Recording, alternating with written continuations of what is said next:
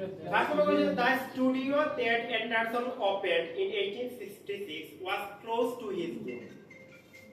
অনিনোর ক্লুয়ার কিতা deciding factor কিতা আমরা বলি সালগুলা সব সময় আমার ক্লুয়ার হয় তখন আমি সাল পাইছি 1866 আমরা আগে দেখো 1866 এর কোন জায়গা তারা মাতিছে ঠিক আছে ওটা আগে আমরা বাকরি কুদিয়া সেকেন্ড পেজ বাদর পেজের প্রথম প্যারাগ্রাফ পাইছি ঠিক আছে নি এখন আবার প্রশ্নতে আমরা বুঝি প্রশ্নটা কিতা হইছে কইছে the studio that Anderson opened in 1866 মানে 1866 সালে তাই যে স্টুডিওটা open করছলা was close to his home মানে এটা তার বাড়ির খুব পাশাপাশি আছে মানে ডিসাইডিং ফ্যাক্টর কিটা ওই দুইটা ডিসাইডিং ফ্যাক্টর কিটা স্টুডিও এটা তো decide close to his home যদি তার বাড়ির কাছাকাছি থাকে তে आंसर হবে কি ট্রু ঠিক আছে নি আর ক্লোজ এর অপোজিট ওয়ার্ড ব্যবহার করব কোয়াইট আর ডিসটেন্স যদি কোয়াইট আর ডিসটেন্স হয় তে হইব কি ফলস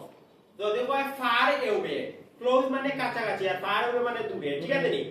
আর যদি তার বাড়ির পাশাপাশি থাকে ক্লোজ থাকে তে आंसर হবে কি ট্রু আর যদি হয় বাড়ি থেকে দূরে আছে ফার এওয়ে আছে বা ডিসটেন্সে আছে তো आंसर কি হইব ফলস আর যদি হয় না এটা কাছাকাছি আছে না বাড়ি থেকে দূরে আছে তো आंसर হইব কি নট গিভেন অন আমরা passage by Further in 1866, he gave up his business. And a business that gave up person to open a photograph studio. And a studio mato bhai dite, ঠিক আছে?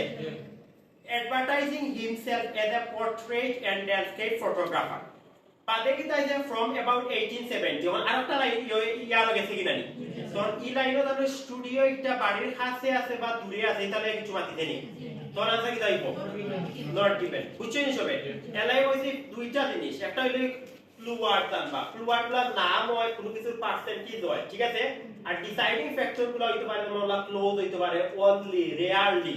ঠিক আছে similarities ওগুলার হয় deciding factor তো true false দুইটা জিনিস just জানবো একটা হলো ক্লুয়ার্ড আর একটা হলো ডিসাইডিং ফ্যাক্টর ঠিক আছে বুঝলেন সবে আচ্ছা